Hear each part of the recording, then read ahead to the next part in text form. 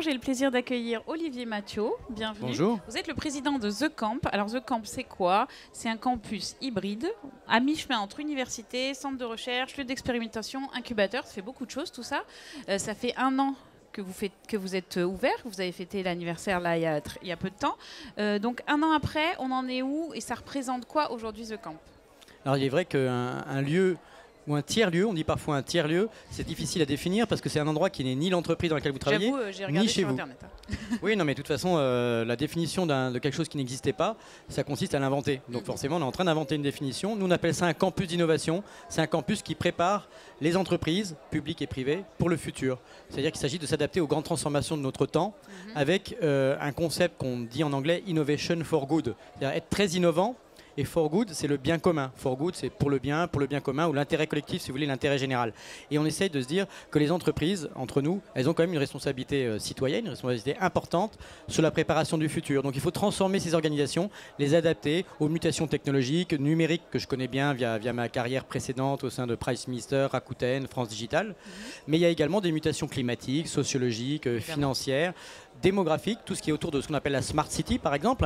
La concentration des populations dans les grandes villes oblige à se poser des questions sur la mobilité, les navettes autonomes, le transport électrique, les énergies, comment on va se nourrir, comment on va s'éduquer, comment on va... Voilà. Donc tous ces sujets sont des terrains d'expérimentation. On utilise la région sud, la métropole, la région, la chambre de commerce aussi, le département, sont des partenaires de The Camp, en plus de grands partenaires privés. Donc on met en commun les moyens, on fait travailler ces gens-là. Donc campus, c'est à la fois un lieu où on transforme les personnes, il y a la formation, et c'est un lieu aussi où on transforme les organisations à travers des projets en faisant ce qu'on appelle nous de la co-innovation. On les fait travailler concrètement, ensemble. Ça veut dire quoi? Vous hébergez des entreprises, il y a des écoles, comment Alors on n'est pas une école parce qu'au proprement parler, Oui. on est agréé établissement de formation. C'est un des outils. On a également un accélérateur de start-up. On a également une résidence de jeunes créatifs, un peu comme la Villa Médicis à Rome. On y reste sur place.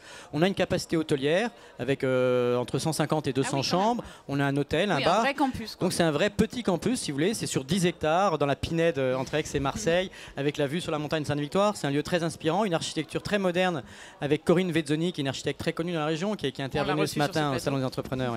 Et vous l'avez reçu.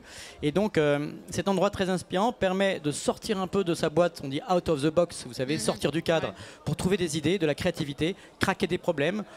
C'est-à-dire des problèmes qui vont être associés notamment à l'évolution du monde actuel qui est en fait en crise importante. Donc on ouvre des explorations, on fait travailler ensemble des cadres qui viennent envoyés par les entreprises publiques et privées. Ça peut être aussi des entreprises déjà existantes qui viennent chercher de nouvelles... Oui, la plupart de nos clients, partenaires sont des entreprises privées, des grands groupes privés, publics, des PME, des ETI, et qui envoient des équipes pour un court séjour sur The Camp afin de se former ou de gérer un problème.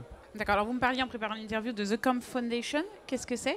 Alors oui, on a profité aussi de la première année, du premier anniversaire pour annoncer le lancement de The Camp Foundation. C'est un fonds de dotation parce que comme on a une ambition très très élevée de transformer le monde et d'avoir un impact positif, on ne peut pas le faire si on n'est pas aussi en partie non-profit. Parce qu'une partie du non-profit, c'est-à-dire non lucratif, ça concerne notamment les populations qui ne sont pas forcément les populations des cadres qui ont des budgets de formation, des budgets d'innovation, des budgets de transformation, mais également les jeunes populations, donc écoles primaires, collégiens, jeunes étudiants ou parfois des gens qui sont aussi dans des situations sociales plus fragilisées et on veut leur donner accès aux infrastructures très modernes de The Camp pour également pouvoir venir, par exemple on fait des camps d'été, des summer camps, vous savez, pendant l'été. On a aussi des recreation labs avec les instituteurs qui emmènent leurs enfants sur place pour par exemple écrire un livre numérique, faire une vidéo, imaginer le monde du futur à travers le pouvoir de l'imagination des enfants qui apportent des choses complémentaires en fait des scientifiques ou des cadres ou des managers. D'accord.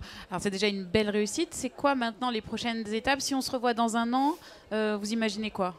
Alors on a déjà sur la première année reçu plus de 30 000, on appelle ça des campers, donc les campers c'est ceux qui viennent passer un séjour à The Camp. On a déjà reçu plus de 30 000 personnes différentes qui sont issues de 300 entreprises différentes. Sur une première année c'est extraordinaire, il y avait même 50 nationalités, on les a référencées parce qu'on se veut un campus global, international avec beaucoup de nos partenaires qui envoient des cadres qui viennent des États-Unis, du Brésil, de Chine. Et l'ambition, si on se retrouve dans 1 an, ce sera d'avoir augmenté encore le niveau international et notamment le fait de parler davantage encore en anglais, parce qu'on pense qu'aussi dans l'attractivité de la région ici, sud, ce qui est important c'est de pouvoir parler vraiment bien anglais pour pouvoir rayonner dans le monde, notamment dans les mondes modernes qui sont ceux de l'entrepreneuriat et du numérique. Et puis une autre dimension importante qu'on voudra avoir développée, c'est on ouvre une exploration qui est très intéressante qu'on appelle nous Future of Food, c'est le futur de l'alimentaire. Comment on va s'alimenter demain? C'est-à-dire, par exemple, on a une expérimentation sur The Camp, le restaurant est complètement végétarien. Ce qui ne veut pas dire qu'il n'est pas créatif. Alors, il n'est pas végétalien, c'est-à-dire qu'il n'y a pas de protéines animales au sens viande.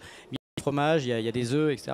Mais il y a beaucoup évidemment de créativité culinaire qui préfigure de ce qu'on pourrait imaginer aussi le monde de demain avec un impact plus faible en termes d'empreinte carbone, avec des énergies solaires, avec moins de produits chimiques et donc quelque chose de plus sain, mais qui demande beaucoup de créativité et qui ouvre un marché à part entière parce que on ne fait pas juste ça pour le bien de l'humanité, on pense que c'est aussi un business et que finalement ça peut être profitable de raisonner sur ces problématiques. Alors juste pour terminer, en tant qu'ancien entrepreneur, enfin c'est un peu toujours de l'entrepreneuriat ce que vous faites, mais avec votre histoire dans Price Minister, quel conseil vous donneriez aux entrepreneurs qui sont ici aujourd'hui ?